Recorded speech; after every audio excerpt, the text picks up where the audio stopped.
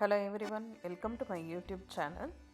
இந்த வீடியோவில் blood sugar லெவலை இன்க்ரீஸ் பண்ணாத high protein diabetic friendly idlis எப்படி பண்ணுறதுன்ற பற்றி பார்க்க போகிறோம். ரெகுலர் இட்லி பேட்டருக்கு 7 கப்பு புழுங்கலரிசியும் 1 கப்பு பச்சரிசியும் 4 மணி நேரம் ஊற வைக்கணும். அதே மாதிரி 2 கப்பு உளுந்தையும் 4 மணி நேரம் ஊற வச்சுட்டு ரெண்டுத்தையும் தனித்தனியாக அரைச்சிக்கணும். உளுந்தை 40 நிமிஷம் அரைச்சிக்கணும். நல்லா ஸ்மூத்தாக வர வரைக்கும் அரைச்சி எடுத்துக்கோங்க. அதுக்கப்புறம் அரிசியை போட்டு அரிசியையும் ஒரு 25 நிமிஷம் அரைச்சி ஸ்மூத்தாக வர வரைக்கும் அரைச்சிட்டு 2 மாவையும் உப்பு போட்டு கலந்து அட்லீஸ்ட் 6 மணி நேரமாவது ஃபெர்மெண்ட் பண்ணணும். இது எப்படி ஹை ப்ரோட்டீனாக மாற்றுறதுன்றதை பற்றி அப்புறம் சொல்கிறேன். அடுத்து மூங் தால் இட்லிக்கு 2 கப்பு மூங் தாலையும் 1/2 கப்பு உளுந்தையும் தனித்தனியாக ஊற வச்சுக்கோங்க. முதல்ல உளுந்தை 20 நிமிஷம் அரைச்சிக்கணும். அதுக்கப்புறம் மூங் தாலை கொஞ்சம் கொஞ்சமாக சேர்த்து அதையும் இன்னொரு 20 நிமிஷம் சேர்த்து அரைச்சி அது நல்லா உப்பிட்டு வந்ததுக்கப்புறம் எடுத்துட்டு உப்பு கலந்து அட்லீஸ்ட் ஒரு 4லேருந்து 6 மணி நேரம் ஃபெர்மெண்ட் பண்ணி எடுத்து வச்சுக்கோங்க. இதுதான் மூங் தால் பேட்டர்.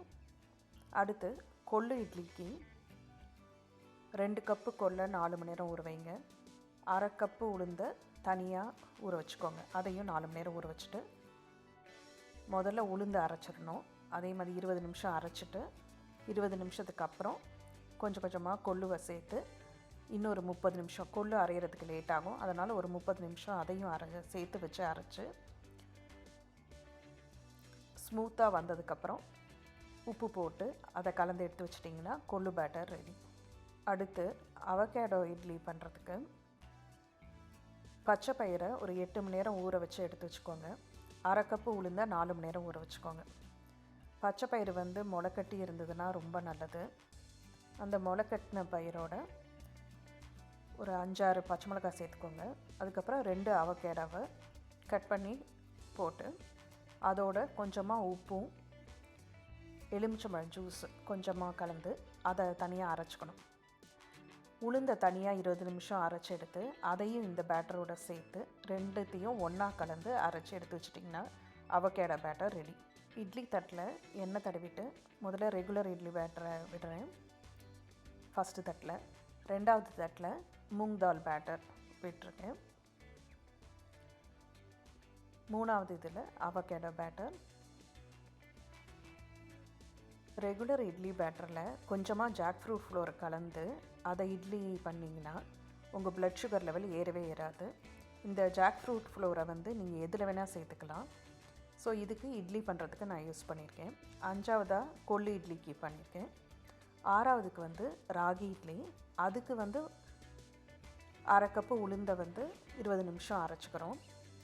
அதோடு சேர்த்து ராகி ஃப்ளோர் ஒரு 2 கப்பை கலந்து அதையும் 6வது தட்டில் விட்டுட்டேன். ஸோ இதுதான் 6 types of idli. First regular idli, moong dal idli, avocado idli, ragi idli, கொள்ளு idli, jack fruit idli.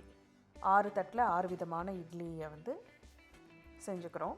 So idli மேக்கரில் தண்ணியை கொதிக்க வச்சதுக்கப்புறம் இந்த இட்லி பிளேட்டை உள்ளே வச்சுட்டு 14 நிமிஷம் வேக வச்சு எடுத்துட்டிங்கன்னா 6 டைப் ஆஃப் இட்லி ரெடி ஆகிடும்.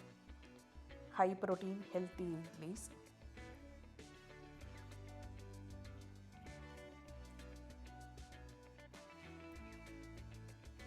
இது எல்லாமே ஹெல்த்தி தான். எல்லாமே சாஃப்டாக நல்லாயிருக்கும். இந்த பிளெயின் இட்லி சொன்னேன் இல்லையா, அதை எப்படி ஹை ப்ரோட்டீனாக மாற்றுறதுன்னா, நீங்கள் இந்த தொட்டுக்கிறதுக்கு தேங்காய் சட்னி பண்ணுறீங்களே, உடச்ச கடலை பண்ணுறதே ப்ரோட்டீன் தான். அதோடு சேர்த்து நீங்கள் பாதாம் போட்டு அரைச்சிங்கன்னா அது ஹை ப்ரோட்டீன் ஆகிடும். அதே மாதிரி சாம்பாருக்கு தூர் தாலும் மூங் தாலும் மிக்ஸ் பண்ணி பண்ணணும். ஆனியன் சட்னி, டொமேட்டோ சட்னி பண்ணும்போது கூட கடலைப்பருப்பையும் உளுத்தம்பருப்பையும் சேர்த்து அரைச்சோன்னா ஹை ப்ரோட்டீனாக மாறிடும். ஸோ இதை பண்ணி பாருங்கள். எல்லா இட்லிஸும் பண்ணி பார்த்துட்டு எப்படி வந்ததுன்னு சொல்லுங்கள். தேங்க்ஸ் ஃபார் வாட்சிங்.